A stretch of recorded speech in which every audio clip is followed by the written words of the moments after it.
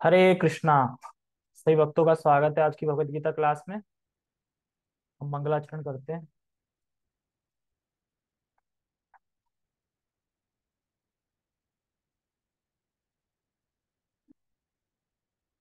ओम अज्ञानतिमिरान्धस्य ज्ञानञ्जनशलाकया चक्षुरुन्मीलितं येन तस्मै श्रीगुरुवे नमः।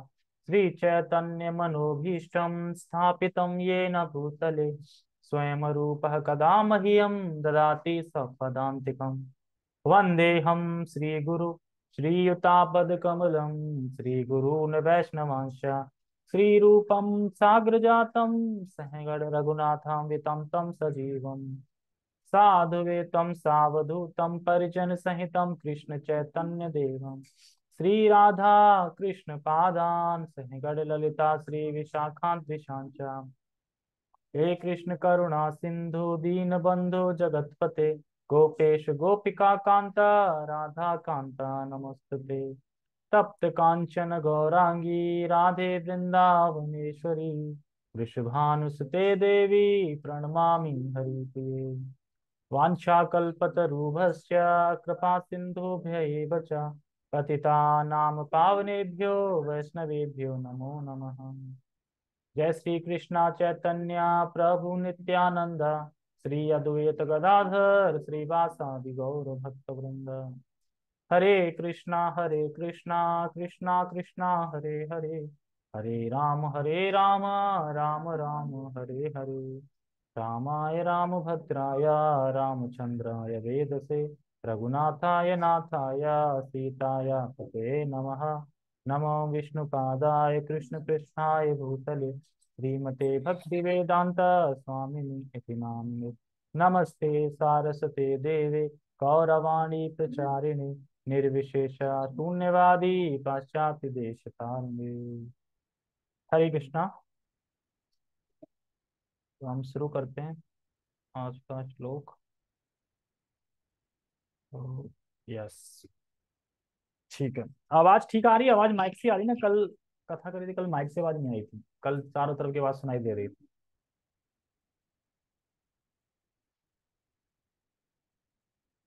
तो भगवान अपनी विभूतियों का उपसंहार कर रहे हैं। उपसंहार मतलब एंड कर रहे हैं बताना आप। ठीक है, तो ये बताएंगे, इसके बाद फिर एंड हो जाएगा। बता दिया सारा, तो उपसंहार कर रहे थे श्लोक से।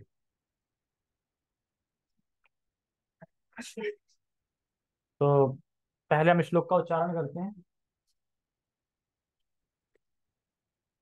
कोई कुछ पूछना चाहे तो हाथ रेज कर देना।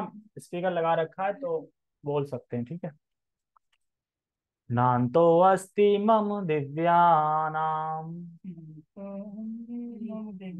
विभूतिनां परन्तप एषः तु उद्देशता प्रोक्तो विभूते विस्तरो मया।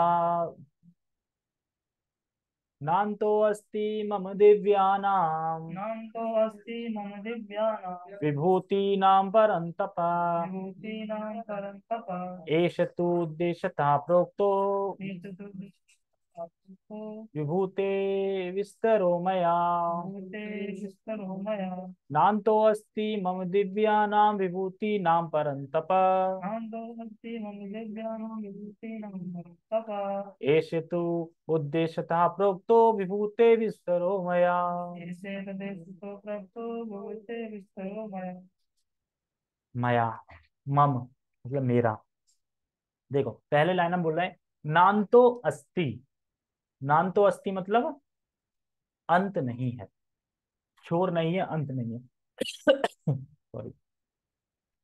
किस चीज का अंत नहीं है? किस चीज का अंत नहीं है? भभूति। भभूति सुनाई दिया। मम, मम मतलब मेरी। क्या? दिव्या नाम, दिव्य क्या? विभूति। यानी अंत नहीं है मेरी दिव्य विभूतियों का। हे परंतप, मेरी विभूतियों का कोई अंत नहीं है। और परंतपा क्यों बोल रहे हैं? हे शत्रुओं का दमन करने वाले परंतपा, या शत्रुओं को कष्ट देने वाले। ठीक है, आगे कह रहे हैं एषा तु उद्देश्यतः प्रोक्तो विभूतेर विस्तरो मया। मैंने कुछ उदाहरण दिए हैं, जो मैंने बताए ना अभी विभूतियों के बारे में जो मैंने बताया, वो कुछ उदाहरण दिए हैं। तो जो उदाहरण दिए हैं वे मेरी विभूतियों के विस्तार हैं, मतलब जो मैंने उदाहरण दिए हैं जैसे मेरे विभूतियों के जो विस्तार हैं, उन विस्तारों का मैंने एक अंश मात्र बताया है खाली। कितना बताया भगवान ने? सिर्फ अंश मात्र बताया। अगर पूरा बता देंगे तो बेहोश हो जाते, है ना, पूरे बता देते तो बेहोश हो जाते। इसीलिए कह रहे हैं कि अंश मात्र बताया है, उदाहरण मात्र, सैंपल मात्र। ट्रेलर आता ना, पिक्चर से पहले ट्रेलर आता है, या किसी चीज का ट्रेलर दिखाते हैं। ट्रेलर में मतलब क्या है, जल्दी जल्दी दिखा देते हैं। 3 घंटे का ट्रेलर, 2.5 घंटे का ट्रेलर, दो घंटे की दो 2.5 मिनट में, 2-2.5 मिनट में दिखा देते हैं। तो कैसा क्या दिखाएंगे? तो भगवान अगर अपनी विभूतियों का वर्णन करना शुरू करेंगे तो फिर तो सुन ही नहीं पाएंगे, क्योंकि हमें तो ऐसा लग रहा है सब कुछ तो बता दिया भगवान ने, सब कुछ तो भगवान ही है। चर अचर कुछ भी हो, सब कुछ तो मैं हूँ। अब और क्या बताना रहेगा? लेकिन भगवान करें तो अंश मात्र बताया है, कुछ भी नहीं बताया है। छोटा सा श्लोक है आज का, ये बीच बीच में बोल देना चाहिए ताकि खुशी हो जाए लोगों को, है ना, छोटा सा श्लोक। टाइम उतना कहाँ हो। ठीक है, टेक्स्ट। हे परंतप, मेरी दैवी विभूतियों का अंत नहीं है।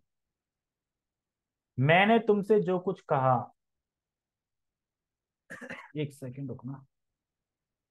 दिव्या नाम, दिव्य, और यहाँ बोल रहे हैं दैवी।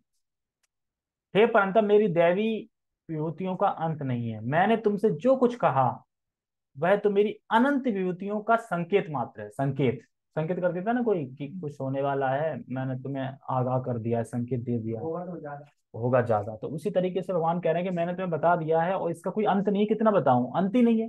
भगवान कह रहे हैं मैं अपनी विभूति के बारे में खुद नहीं जानता कि इतनी है, अंत ही नहीं है। कोई शास्त्र गुणगान नहीं करता, कर सकता।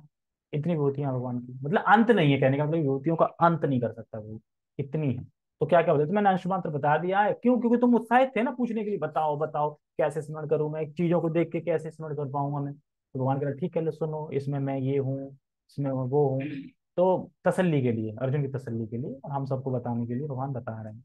और अर्जुन को तो वैसे सब पता है, अर्जुन तो हमारे लिए ही पूछ रहे हैं। तो अंत नहीं है, मतलब छोटा सा सैंपल दे दिया भगवान ने, अंत नहीं है। भगवान ने ट्रेलर दिखलाया, पिक्चर अभी बाकी है। अब पिक्चर कब आएगी? अभी चलेगी। पिक्चर अगर देखनी है तो भागवतम पढ़ने लगा, उसमें पूरी पिक्चर नहीं हो पाएगी पर काफी हद तक पिक्चर हो जाएगी उसमें। उसमें तो और ज्यादा विस्तार है, ब्रह्मांड की सृष्टि कैसे हुई, लेयर्स क्या है, ब्रह्मांड के ऊपर कैसे भेद के वैकुंठ लोग पहुंचेंगे। बहुत विशाल है, बहुत वो है।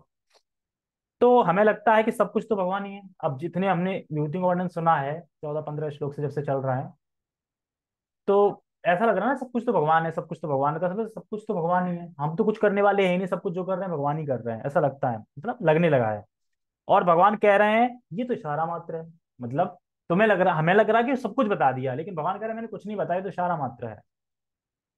अगर बताऊंगा तो तुम बेहोश हो जाओगे, मतलब इतना कुछ है बताने के लिए, और फिर भी पूरा नहीं हो पाएगा। तो भगवान के एक चुटकी, ऐसा समझो कि भगवान की एक चुटकी से सब कुछ हो जाएगा, एक चुटकी से सब खत्म हो जाएगा, एक चुटकी से सृष्टि, एक चुटकी से प्रलय, ऐसा हो जाएगा।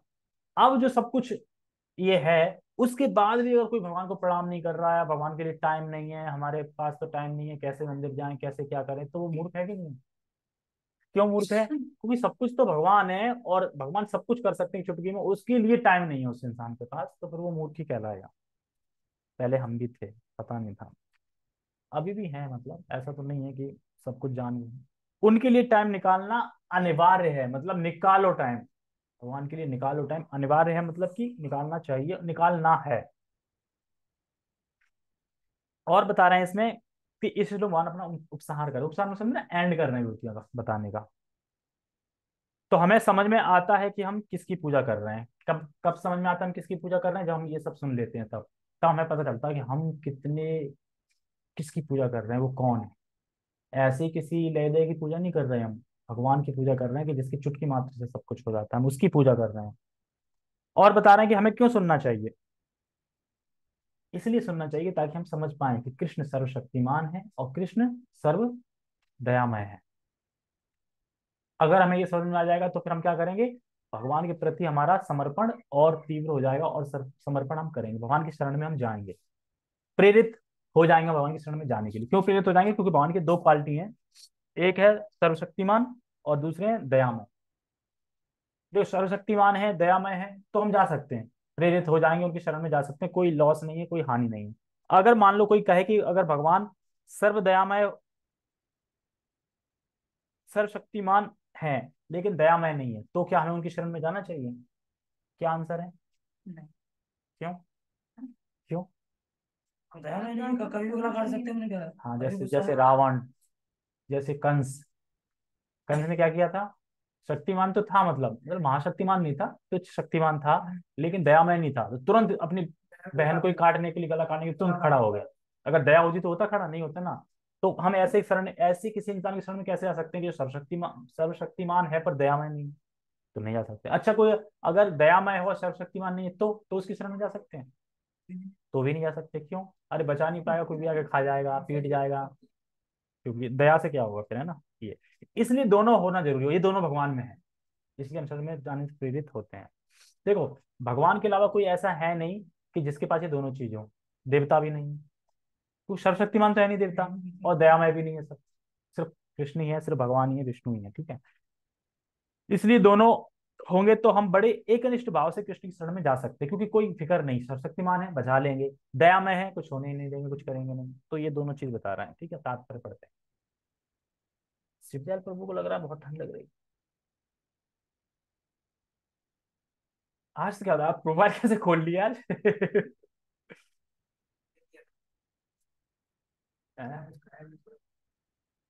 क्या? अच्छा। जैसा कि वैदिक साहित्य में कहा गया है, यद्यपि परमेश्वर की शक्तियां तथा विभूतियां अनेक प्रकार से जानी जाती हैं, किंतु इन विभूतियों का कोई अंत नहीं है। अनेक प्रकार से भगवान की विभूतियां जानी जाती हैं, पर अंत कोई भी नहीं है उनकी विभूतियों का। अतएव समस्त विभूतियों तथा शक्तियों का वर्णन कर पाना संभव नहीं है। अर्जुन की जिज्ञासा को शांत करने के लिए केवल थोड़े से उदाहरण प्रस्तुत किए गए हैं। देखो, यस, किए गए हैं। कोई भी ग्रंथ भगवान के पूरे पूरे गुणों का वर्णन नहीं कर सकता। कोई भी ग्रंथ नहीं कर सकता, क्योंकि भगवान के गुण अनंत हैं। तो कोई भी ग्रंथ पूर्ण गुण व्याख्या नहीं कर सकता। लेकिन इसका मतलब ये भी नहीं कि ग्रंथ मतलब अ, गुणगान कर ही नहीं सकता। ग्रंथ में इतनी ताकत है कि वो आपको धाम पहुंचा सकता है। धाम पहुंचाने में कोई असमर्था नहीं है, ग्रंथ धाम पहुंचा सकता है, पर पूर्ण रूप से गुणगान नहीं कर सकता। क्यों? क्योंकि भगवान की लीलाएं अनंत है, गुणगान अनंत है। वही कहना है, पर इसका मतलब ये नहीं है कि ग्रंथ पूर्ण नहीं है। ग्रंथ तो पूर्ण है, पूर्ण शक्ति है कि वो आपको पहुंचा देंगे धाम, लेकिन पूर्ण गुणगान नहीं कर सकते, क्योंकि भगवान अनंत है, इसलिए नहीं कर सकते। भगवान अनंत है तो कोई भी ग्रंथ भगवान की लीला को कैसे पूर्ण बना सकता है? जब भगवान की लीला अनंत है ना, तो अनंत को कैसे तुम, एक अनंत चीज को कैसे तुम वाक्य में बांधोगे? एक वाक्य में बांध लोगे, मतलब शब्दों में बांध लोगे? नहीं बांध पाओगे ना, क्योंकि अनंत है वो, तो नहीं बांध पाओगे।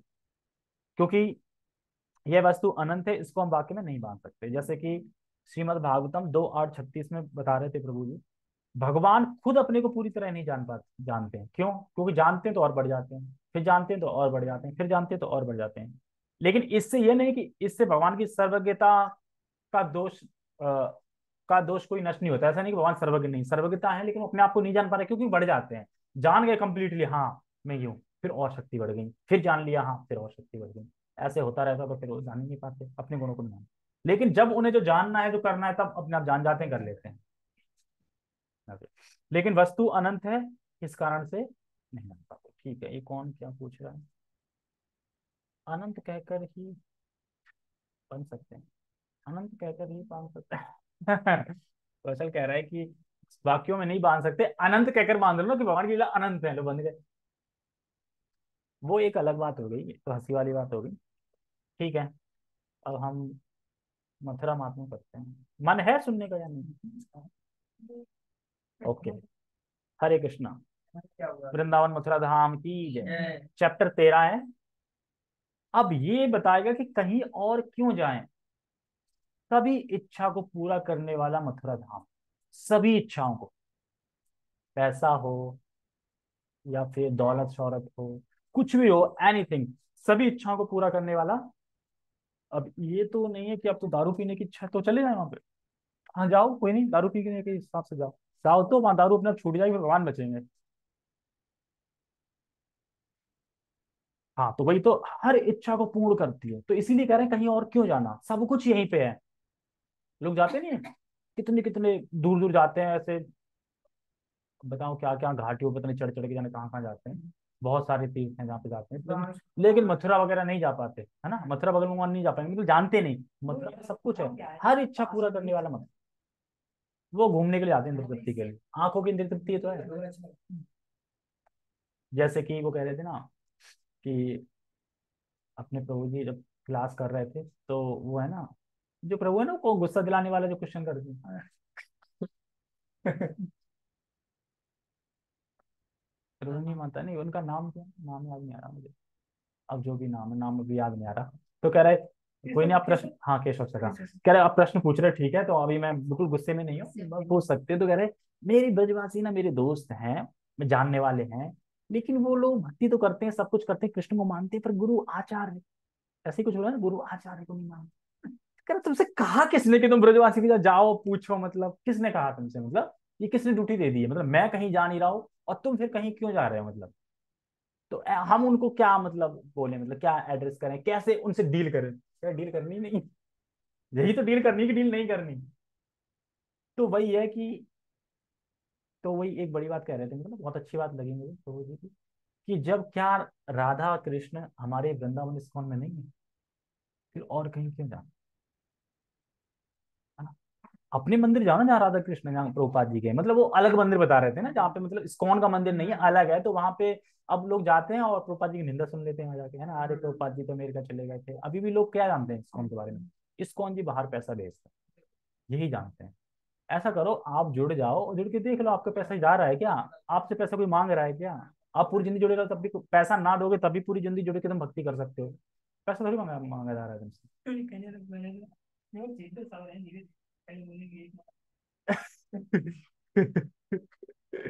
ये तो देखो, ये चीजें बता रहे हैं, ये चीजें तो भक्ति बता रहे हैं, हमें भगवत गीता पढ़नी है, शास्त्र पढ़ने हैं, उस पे कार्य करना है, ना कि इस पे कार्य करना है कि कौन क्या है, पैसा कहाँ जा रहा है कहाँ नहीं जा रहा है, क्या मतलब है पैसा कहाँ जा रहा है, हम भक्ति कर रहे हैं, हमारे अंदर बदलाव आ रहा है, हृदय परिवर्तन हो रहा है, कि अपने आप हो रहा है क्या, कुछ चीज है तभी तो हो रहा है।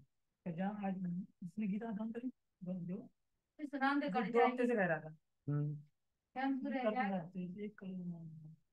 कई बातें कर रहा था, आज पता नहीं क्या बोला, फिर 2 कर दी तो चल दो, 5 कर देता हूँ, बोला 3, चलो 3 कर देता हूँ, बोला 3 नहीं यार, 3 तरह के 3 नहीं यार, 2 करो अभी, 5 कर, तो 5 कर दिए उसने, फॉर्म दे दिया और क्या, फॉर्म नहीं दिया, उसे बोलो कि तुमने 5 करी है, तुम भगवान के लिए भगवान पे पहुंच गई, अब ऐसा कुछ नहीं करेंगे, हाँ तसल्ली के लिए इसलिए दे देना, कोई बात नहीं, देखूंगा, आने दो प्रभु जी को, पूछूंगा कि जो 5 5 10 किसी ने 5 लीटर दिए हैं तो वो कुछ स्लिप मांग रहे हैं, विदाउट वैसी नॉर्मल रिसिप्ट हो, और वो मिल जाए तो वो रिसिप्ट दे दो, कोई दिक्कत नहीं, तो दे देना, ठीक है। तो मथुरा हर इच्छा को पूर्ण करने वाली है,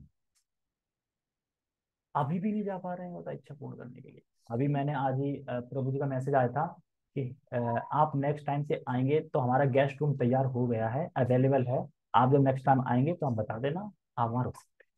मैंने वाह, ये तो अच्छा हो गया, सही है, शायद बन रहा होगा, बन गया होगा, तो फिर मैंने बोला मैं नेक्स्ट मंथ आऊंगा, प्रभु जी कह रहे ठीक है 7 से 9 डेट बुक है, जरा तारीख ध्यान रखना, मैं 7 से 9 देखा, तो वेडनेसडे थर्सडे फ्राइडे हो रहा था, मैं सैटरडे संडे आता हूँ, मैंने बता दूंगा प्रभु जी, जब भी आऊंगा मैं 1 हफ्ते पहले बता दूंगा, तो शायद हो सकता है गेस्ट रूम कोई तैयार हो गए हैं, तो वहाँ पे हमारे जो क्लास के हैं वो वहाँ रुक सकते हैं जाके। ठीक है, तो ये अच्छी खबर है कि रुकने का हो गया, वहाँ पे गाड़ी का भी हो गया, भगवान सब धीरे धीरे व्यवस्था करते जा रहे हैं ना।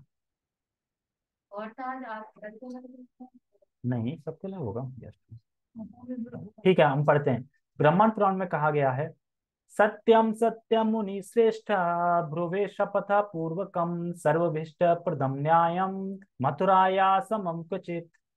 सत्यम सत्यम, सत्य है सत्य है, यह सत्य है यह सत्य है, क्या सत्य है, कह रहे हैं मुनि, मुनि मतलब कह रहे हैं सत्य है मुनि, मैं शपथ लेता हूं कि यह सत्य है, क्या सत्य है, कोई अन्य स्थान इच्छाओं की पूर्ति नहीं करता जैसे मथुरा करता है, तो मुनि लोग क्या कह रहे हैं, सत्य है सत्य है सत्य है, मैं शपथ ले रहा हूँ, है ना, कहो गीता पे हाथ रख के कसम खा के जो बोलोगे सच बोलोगे, सच के अलावा कुछ नहीं बोलोगे, तो वैसे चुप ही रह जाना चाहिए, कि देखो हम कलयुग के लोग हैं, बोलेंगे तो झूठी बोलेंगे, अब चुप ही रहते हैं, इससे अच्छा सत्य हम बोल नहीं सकते। जैसे कि हिज ग्रेस माउंट प्रभु जी का वो द्वारका में जो हुआ था ना लेक्चर, उसमें उन्होंने क्या खोल के कलयुग के लोगों की भर्त्सना की एकदम सही से, मतलब बात यहाँ से उठी थी, ब्रह्मा ने सृष्टि क्यों की, इसलिए की कि तुम सुबह जग जाओ, सुबह जगते ही चाय टोस्ट ये खा के, फिर मलमूत्र त्याग के, फिर ये खा के भाग दौड़ करो, फिर आके फिर सो जाओ, और फिर ये करो, फिर सुबह इसलिए करी थी ये सब करने के लिए, है ना। उस चीज के रहे इसके लिए नहीं करी है। तो जैसे अपने जो इक्ष्वाकु थे और स्वयंभू मनु थे, पूरे उसके राज्य थे, वो भी सुबह जगते थे, आराधना करते थे, जगते थे, भगवान का नाम लेते थे। अभी देहूति का देखो, लोग देहूति करदम मुनि की सेवा करते करते करते देखो क्षीण हो गई, बिल्कुल बिल्कुल उनकी खूबसूरती डाउन हो गई, खत्म हो गई, जबकि वो कौन थी, परी थी एक तरीके से, मतलब पूरे ब्रह्मांड का अगर कोई राजा है मान लो, स्वयं मनु, उसकी पुत्री कितनी सुंदर हो गई, और वो फिर कर्दम मुनि की सेवा में इतनी छीट हो गई, और कर्दम मुनि भूल गए कि मतलब कर्तव्य क्या था। फिर देवती ने उनका कर्तव्य बताया कि मुझे संतान चाहिए, आपने वादा किया था कि संतान आप दोगे। तो उन्हें याद आता कि हाँ यार, देवती मेरी पत्नी में तो मतलब अलग ही खोया था इसमें। उसके बाद आता है हवाई महल बनाया उन्होंने उनके लिए। हवाई महल, ये तो खैर नहीं लिखा हुआ है कि कौन होते हैं, ये तो खैर बता देते हैं, भागवतम में तो नहीं पढ़ा अभी तक। अब आगे आए तो है नहीं, अब आगे भी नहीं आएगा, क्योंकि उसके बाद फिर उन्होंने, क्योंकि उनपे योग शक्तियां थी, सिद्धि, जो सिद्धि होती है ना, अष्ट सिद्धि। ये जब कोई ये ज्ञान प्राप्त कर लेता है और कोई योगी जो होता है ना, उनमें सिद्धियां आ जाती हैं, मतलब भगवान प्राप्त होने से पहले ये सिद्धियां आती हैं। हो सकता है कि तुम सिद्धियों में बह जाओ, लेकिन जो सिद्धियों में नहीं बहा, सिद्धि मतलब कि बड़े हो सकते हैं, छोटे हो सकते हैं, हल्के हो सकते हैं, कहीं भी जा सकते हैं, मन सोच सकते हैं कुछ भी, क्योंकि जब भगवान पूरे ब्रह्मांड की सृष्टि कर सकते तो कर्दम मुनि के एक महल की सृष्टि नहीं कर सकते। हवाई महल बना दिया, उस महल में सारी चीजें, सब चीजें, ऐसी कोई चीजें नहीं है। तो उसके बाद कह रहे मैं तो बदसूरत हूँ, बेकार लग रही हूँ, कैसे आकर्षित नहीं हूँ, कर्दम मुनि आकर्षित नहीं होंगे, कैसे संतान उत्पन्न होगी।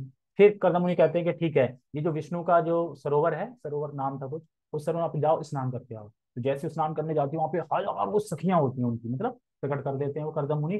फिर वो उनकी सेवा करती है, बड़े से श्रृंगार करती है, फिर खूबसूरत होकर निकलती है वहां से, उस सरोवर से।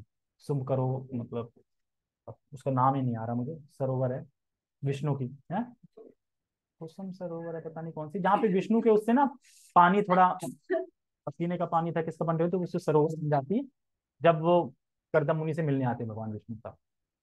तो बहुत अच्छा है। तो उसके बाद फिर अब देवहूति माता जो है, अब वो गुणगान कर रही है करदम मुनि का। फिर देखो कपिल भगवान का जन्म होगा, फिर कपिल भगवान आएंगे, फिर वो शिक्षा देंगे, यही चैप्टर है पूरा। ठीक है, तो यह सत्य है, सत्य है हे मुनि, मैं शपथ लेता हूँ कि यह सत्य है, कोई अन्य स्थान इच्छाओं की पूर्ति करता ही नहीं, करता नहीं, जैसे मथुरा करती है। तो मथुरा में तो जी बता भी रहे थे ना, एग्जाम्पल दे रहे थे, माता जी थी, उनको मोबाइल चाहिए था, मोबाइल चाहिए, मोबाइल चाहिए, मोबाइल आ गया, आ गया। तो कह रहे अरे यार, मैंने मोबाइल क्यों मांगा, मोबाइल की जगह मैं कृष्ण प्रेम मांग लेती तो वो भी मिल जाता ना। जैसे वो खुद भी बता रहे थे कि मैं कुछ मतलब मेंटेनेंस में कार्य होता है ना बहुत सारा, जो मुझे आता नहीं था वो मुझे करना था, मैं सोच रहा था कैसे करूं, इतने में गेट खटखटाया, कोई आया कि ऐसे ऐसे मैं यहाँ से इंजीनियर कर रखा हूँ, ये सब चीज आती है, कोई हेल्प चाहिए, और वही चीज, हाँ जो भी पेंटिंग वेंटिंग कर, हाँ माता जी थी ना? हाँ मुझे पता नहीं, माता जी आई थी, हाँ कोई आई था, कोई भी हो। तो हर इच्छा पूरी करता है मतलब, ये सब। अब मथुरा में जाके इच्छा करो कि बस यहाँ पे रहने का थोड़ा सा, हे राधा रानी थोड़ा सा स्थान मिल जाए आपके धाम में रहने का, कहीं तक नहीं हो जाए। क्या वही कलर चल रहा है? हाँ हाँ वही चल रहा है वो, मतलब कर नहीं पा रहे थे ना, वो आए उन्होंने कि यहाँ ये लगा दो, है ये यहाँ ये कर दो, और बस फिक्स हो गया, वही चल रहा था, ठीक है। स्कंद पुराण उत्तराखंड में भी कहा गया है, क्या कहा गया है, क्षेत्रपालो महादेवो वर्तते यत्र सर्वदा, यत्र विश्रांति तीर्थम च तत्र किम दुर्लभम फलम। वह कौन सा फल दुर्लभ है जहां भगवान शिव सर्वदा क्षेत्रपाल के रूप में रहते हैं, और जहां विश्रांति तीर्थ नामक स्थान है। तो जो मथुरा धाम है उसमें क्षेत्रपाल के रूप में शिव, जो वैष्णव हैं, सर्वश्रेष्ठ वैष्णव हैं जो, वो हमेशा मतलब उनकी एंट्री, मतलब वो एंट्री देंगे तो ही कोई घुस पाएगा वृंदावन में, मथुरा धाम में, नहीं तो नहीं घुस पाएगा। पद्म पुराण उत्तराखंड में भी कहा गया है, त्रिवर्ग त्रिवर्गदा कामिना या मूर्छा च मूर्छदा, भक्ति चो भक्तिदा कास्ता मथुराम नाश्रयेद वधू। कौन सा बुद्धिमान व्यक्ति मथुरा की शरण नहीं लेगा, जो कामियों को जीवन के जो कमियों को जीवन के तीन पुरुषार्थ देता है, अर्थात धर्म अर्थ और काम, तथा जो मुच्छुओं को मोक्ष देता है, और जो भक्ति की इच्छा रखने वालों को भक्ति में सेवा प्रदान करता है। तो क्या कर रहे हैं, सब कुछ देता है, कौन शरण नहीं लेगा इस तीर्थ की, मतलब इस मथुरा धाम की। क्या क्या देता है, धर्म चाहिए धर्म देता है, अर्थ काम और मुच्छुओं को मोक्ष देता है, और जो भक्ति करने के इच्छुक है उन्हें भक्ति देता है, और जो प्रेम के इच्छुक है उन्हें प्रेम भी देता है। तो अब इस पे क्वेश्चन उठ जाएगा अभी, तो वो क्वेश्चन पार्वती जी शिव से पूछेंगे। पद्म पुराण में पाताल खंड में पार्वती देवी ने कुछ प्रश्न पूछती हैं। किससे पूछती हैं? देखो, उक्तो उक्तोद्भुत महिमा मथुराया जटाधरा मुने भुवो वा सरिता प्रभावा केन वा विभो कृष्णस्य वा प्रभो वयम संयोगस्य प्रतापवान। तो ये पूछ रही हैं कि हे जटाधर यानी हे शिव, आपने मथुरा की अद्भुत महिमा का वर्णन किया। हाँ ठीक है, अद्भुत महिमा का वर्णन किया है। अब मुझे ये बताइए, क्या यह महिमा ऋषियों द्वारा मतलब है? क्या ऋषियों के ताकत से या ऋषियों के उससे है? भूमि या फिर भूमि या फिर नदियों के कारण है? क्या यह महिमा भगवान श्री कृष्ण को प्रताप के संयोग से है? प्रताप मतलब प्रभाव, या कृष्ण मतलब श्री कृष्ण के प्रभाव से है ये महिमा, या ऋषियों के प्रभाव से है महिमा, या फिर भूमि से है, या फिर नदियों से? ऐसा क्यों पूछ रही? जैसे कि अपन गीता महात्म्य में सुनते हैं ना, एक खरगोश था, हिरण था, भाग रही थी, फिर एक दूसरे को पता नहीं मतलब भाग रही थी, फिर जब उनकी मृत्यु होती है तो वो चतुर्भुज रूप लेके ना धाम चली जाती हैं। पता चलता है क्यों? क्योंकि ऋषि मुनि रहते थे, वो गीता का पारायण करते थे इस तरीके से। तो यानी ऋषि मुनि का प्रभाव रहता है, ऐसा करते हैं इसलिए। और नदी तो पता ही है, गंगा यमुना, इनका प्रभाव रहता है। भूमि का, जैसे धर्म क्षेत्र कुरुक्षेत्र है ना, भूमि भी होती है, तो इनका प्रभाव है क्या? इसलिए इसकी महिमा इतनी है क्या? हर इच्छा पूरी हो जाती है, मोक्ष मिल जाता है, इसलिए है क्या? तो पार्वती पूछ रही है से, या फिर कृष्ण के प्रभाव से? तो ऑलमोस्ट कृष्ण के प्रभाव से ही है, लेकिन कौन सी शक्ति कार्य कर रही है? और वो शक्ति नित्य ही है वहां पे। कौन कौन सी है? हाँ? पारक और तारक। तारक और पारक दो शक्ति। तारक मतलब मुक्ति देने वाली, पारक मतलब भक्ति, भक्ति मतलब प्रेम देने वाली। तो ये मंत्र है। तो हमारा कौन सा मंत्र है? हरे कृष्णा कृष्णा कृष्णा हरे हरे, हरे राम राम राम हरे हरे। तो हरे कृष्णा मतलब पारक शक्ति, प्रेम देने वाली। हरे राम मतलब तारक शक्ति। ठीक है। तो श्री महादेव ने उत्तर दिया, क्या उत्तर दिया? ना भूमि का, भूमि नहीं है, भूमि का प्रभाव नहीं है। प्रभावश्चा सरितो मतलब नदी का भी नहीं है। वरानेन, और ना ही नदी का है, और ना मुनियों का है। ऋषि नाम, ना मुनियों का है प्रभाव है। प्रभाव विष्णु तारक है, ये प्रभाव तो विष्णु कृष्ण की तारक, तारक पारक मतलब भगवान विष्णु कृष्ण का प्रभाव से है। क्या है? हे पार्वती, यह प्रभाव भूमि नदियों अथवा ऋषियों के कारण नहीं है, यह प्रभाव भगवान विष्णु की तारक शक्ति का कारण है। तो दो शक्ति, अभी तारक शक्ति बताएंगे फिर पारक शक्ति बताएंगे। बस तारक पारक शक्ति में यही समझना है कि हमारा तारक शक्ति है हरे राम, पारक शक्ति है हरे कृष्णा। ठीक है। और तारक मतलब मुक्ति देने वाली, पारक मतलब प्रेम देने वाली। जैसे इसमें बताते हैं चैतन्य चरितामृत में कि दुर्गा देवी स्वयं कहती है कि आप मुझे दीक्षा दीजिए। तो वो कहते हैं आप तो शिव की पत्नी हैं, वो तो हमेशा राम राम करते रहते हैं, तो आपको दीक्षा की क्या जरूरत है? तो कह रहे हैं क्योंकि मुझे प्रेम चाहिए। तो इसलिए हरे कृष्णा मतलब कृष्ण प्रेम देता है, राम का मतलब तारक, इसलिए बताते हैं प्रेम। तथा पारक चित चिच्छेत्तेरुभे तत्पदाकार के तदेव शृणु भो देवी प्रभावो ये न वर्तते। यहाँ का प्रभाव भगवान की पारक चिद शक्ति द्वारा भी प्रकट होता है। हे देवी कृपया इन दो शक्तियों के विषय में सुनो। पारक यानी चित शक्ति, पारक है ना भक्ति प्रेम देने वाली, वो चित शक्ति है। मतलब कौन शक्ति से? शक्तियां मतलब जो भगवान की जो प्रेम देने वाली शक्ति है, वो कहाँ से आती है? चित शक्ति से, मतलब चित। इनको सुनो। क्या सुने? सुनते हैं फिर। श्री कृष्ण महिमा सर्वश्चिच्छक्तेर या पर्वर्तते तारकम पारकम तस्या प्रभावो अयम अनाहतः तारकम जायते मुक्ति प्रेम भक्तिश्च पारकता पारकात्।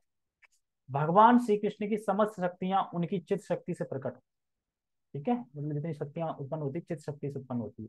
उनकी तारक एवं पारक शक्तियों की शक्ति अनंत है, अनंत है। तारक शक्ति से मुक्ति प्राप्त होती है एवं पारक शक्ति से प्रेमा भक्ति प्रकट करती है। तो पारक शक्ति क्या? प्रेम भक्ति प्रकट करती है। और ये दोनों तारक पारक शक्ति मथुरा में नित्य ही रहती है, इसलिए ये सारा प्रभाव होता है। और ये तारक पारक शक्ति भगवान की और कहीं नहीं रहती, मतलब और किसी नहीं रहती, सिर्फ मथुरा में ही रहती है, नित्य हो गई। इसलिए सारा प्रभाव हो रहा है, हर इच्छा को पूरी करती है। कोई कैसे मर गया तो धाम मिल जाता है। वहाँ भी रहते हैं किसी जगन्नाथ जी के। हाँ वो तो अभिन्न है, तो वहाँ भी अभिन्न रहती ना? है। जो अभिन्न है वो वहाँ पे वहाँ रहेगी। वहां भी परम भगवान कहते हैं, क्या कहते हैं? उभो मंत्राव उभे नामनी मदीय प्राण वल्लभे नाना नामानि मंत्राश्चा तन्मध्ये सारुमुच्यते। ये दो मंत्र और दो नाम मेरे प्राणों को प्रिय हैं। विभिन्न नामों और मंत्रों में ये दो सार है। अब नाम हरा मंत्र तो ये कौन सा, हरे कृष्णा कृष्णा कृष्णा हरे हरे, हरे राम राम राम हरे हरे। हमारे जो तारक पारक यही है, ठीक है। Upgrade Zoom one pro 30% discount, work smart and not harder. अज्ञातमथवा यातम तारकम जपते यति, यत्र तत्र भवे मृत्यु काश्याम तु फलाम देश। अब ये तारक शक्ति के बारे में बता रहे हैं स्पेशल, देखो। यदि कोई व्यक्ति जाने अनजाने तारक मंत्र का जप करता है तो उसकी मृत्यु चाहे कहाँ कहीं भी हो, फिर भी उसे वाराणसी में देह त्याग का फल प्राप्त। यानी अगर हम हरे कृष्णा मंत्र कर रहे हैं, 16 माला का जप कर रहे हैं, 4 नियम का पालन कर रहे हैं, तो हम तारक शक्ति के अंडर में ही हैं। कहीं भी प्राण त्यागे अगर हम वो कर रहे हैं तो तारक शक्ति में ही है, यानी मुक्ति, मतलब ये जो बता रहे हैं वही फल प्राप्त हो शरीर त्यागने पे, क्योंकि जहां कर रहे हैं वही तारक शक्ति है, क्योंकि तारक शक्ति का मंत्र ले रहे हैं, मंत्र का जप कर रहे हैं। वर्तते यस्य जिज्ञा जिहाग्रे सपुमान लोक पावना छन्नति सर्व पापानि काशीवांसाम फलम लभेत। वह व्यक्ति जिसकी जीवा पर तारक नाम प्रकट होता है वह संसार के लोगों को पवित्र करता है। यानी जो हरे कृष्णा कर रहा है वो संसार के लोगों को भी पवित्र कर सकता है, इतनी ताकत होती है। वह समस्त पापों को छिन्न कर देता है एवं उसे वाराणसी में वास करने का फल प्राप्त होता है, अगर कहीं भी कर रहा है। इति तारक मंत्रोयम यस यस्तु काश्याम प्रवर्तते स एव माथुरे देवी वर्तते न वरानने। हे देवी पार्वती, भले ही वह वाराणसी में वास करता है परंतु इस तारक मंत्र का जप करने वाला व्यक्ति वास्तव में यह मथुरा में ही वास करता है। तारक मंत्र का कोई अगर जाप कर रहा है तो मथुरा में ही है, इसीलिए तो बता रहे हैं ना कि वही फल प्राप्त होगा जो मथुरा में मरने से होगा, क्योंकि जो तारक मंत्र कर रहा है वही करता है। ठीक है, तो फिर कैंसिल करते हैं, होते हैं ना। एक बार जो इच्छा हो गई ना, कृष्ण ने अब एक बार इच्छा बना ली, फिर तो वो लेके ही रह पाएंगे, क्योंकि भगवान ने अलाउ कर दिया आप रह सकते हो वहां पे। नहीं, अगर अलाउ नहीं करते तो हम ले नहीं सकते, इतने साल से क्यों नहीं रह पाए, क्योंकि कुछ था ही नहीं। ठीक है, 19 पढ़ ही लेते हैं पूरा, है ना। अथ पारकम उच्चेत यथा मंत्र यथा बलम पारकम यत्र वर्तेत रिसिद्धि रिद्धि सिद्धि सगाम। पारक शब्द को मंत्र के स्वरूप और उसके बल के संबंध में वर्णित किया जाना चाहिए। जब पारक मंत्र का जप किया जाता है तो हर प्रकार की रिद्धि सिद्धि वहां प्रकट होती है। पारक कौन सा मंत्र है, प्रेम प्रदान करने वाला, और तारक मुक्ति प्रदान करने वाला। ठीक है। पूज्यो भवति त्रैलोक्ये शतायु जायते पुमान अष्ट सिद्धि समायुक्तो वर्तते यत्र पारकम। जो व्यक्ति पारक मंत्र का जाप करता है वह तीनों लोगों द्वारा पूजित हो जाता है। बताओ क्या बोलना है, हरे कृष्णा कृष्णा कृष्णा हरे हरे, हरे राम राम राम हरे हरे। वह 100 वर्षों तक जीवित है तथा वह 8 प्रकार की सिद्धि को प्राप्त करता है। लेकिन अगर कोई जल्दी मरना चाहे तो वो जल्दी भी मर सकता है, जल्दी जाना चाहता है, इच्छा उसकी है ये भगवान जल्दी बस अपने आप ठीक है। लेकिन कोई चाहता है नहीं मैं जीऊँ और जीऊँ, तो वो जी भी सकता है। पारकम यस्य जिह्वाग्रे तस्य संतोष वर्तिता, पूरी पूर्णो भवेत कामा सत्य संकल्पता तथा। जो व्यक्ति अपनी जीवा के अग्र भाग पर पारक मंत्र रखता है अर्थात उच्चारित करता है, जैसे लोग देखा कुछ लोग गुटखा रखे रहते हैं जीभ पे ही, जब देखो तो गुटके दिखेगी थूकते रहेंगे, ऐसे ही हमें अपनी जीभ पे क्या रख लेना है, पारक मंत्र हरे कृष्ण मंत्र रख लेना है। जब भी मुंह खोलो हरे कृष्ण मंत्र ले, उसकी इच्छाएं पूर्ण हो जाती हैं और वह जो कुछ संकल्प करता है वह सत्य हो जाता है। तो जिस किसी को अगर लॉटरी लगवानी है या कोई अच्छी जॉब चाहिए या मोबाइल चाहिए या फोन, तो वृंदावन जाओ, वहां कहो राधा रानी मुझे मोबाइल चाहिए वरना मैं ये धाम छोड़ के चली जाऊंगी। तो हम कहने नहीं, धाम छोड़ के मत जाओ, तारक वारक सब यहीं पे है, और ले लो, तो ले लो जो लेना है। ठीक है, तो वहां जाके इच्छा कर सकते हैं, मिल जाएगा वहां। दु- दुविधा प्रेम भक्तिस्तु श्रुता दृष्टा तथैव च अखंड परमानंद तदगतो श्रेय गेय लक्षणा। एक कौन से प्रभु बता रहे थे कि जिन्हें पैसा चाहिए था, पैसे तो कौन से पता नहीं मंदिर गए थे, मदन मोहन पता नहीं कहाँ, राधा रमन, और वहां वो अब चलते फिरते बैंक बन गए, वो इतना पैसा हो गया, लेकिन ज्ञान प्राप्त नहीं हुआ, दिव्य ज्ञान प्राप्त नहीं हुआ, लेकिन पैसा बहुत मिल गया। तो लोग क्यों श्रद्धा रखते हैं, क्योंकि वो करते हैं, जाते मिलता है ना, तो भगवान तो कह ही रहे हैं तुम जो इच्छा करो मिलेगा, तो वो इच्छा करके ही जा रहे हो, पैसा पैसा पैसा, तो पैसा ही मिलेगा ना। लेकिन जो इच्छा करेगा भक्ति, भक्ति उसे भक्ति मिलेगी। अब जिसने गीता पढ़ ली है वो फिर क्या अच्छा करेगा, भक्ति की इच्छा करेगा। अब जिसने नहीं पढ़ी है वैसे ही जा रहे हैं, तो वो तो घूमने के तौर पे जा रहे हैं, और बस मेरी नौकरी लग जाए, मेरा ये हो जाए, मेरी अच्छी वो बस। जैसे कि लड़कियां व्रत रखती हैं शिव जी का कि अच्छा पति मिले, लेकिन अच्छा पति कौन सा, कैसा अच्छा पति, अच्छा पति शिव जी तब प्रसन्न होते हैं। अच्छा पति मतलब कि शिव जी के जैसा, मतलब जैसे शिव जी वैष्णव है ना, ऐसा वैष्णव मिले, मतलब वैष्णव जो भक्ति करता हो वो मिले। लेकिन हम क्या सोचते हैं, खूबसूरत तो पैसे वाला हो ना, ये माइंड में रहता है, तो इसलिए नहीं। ठीक है।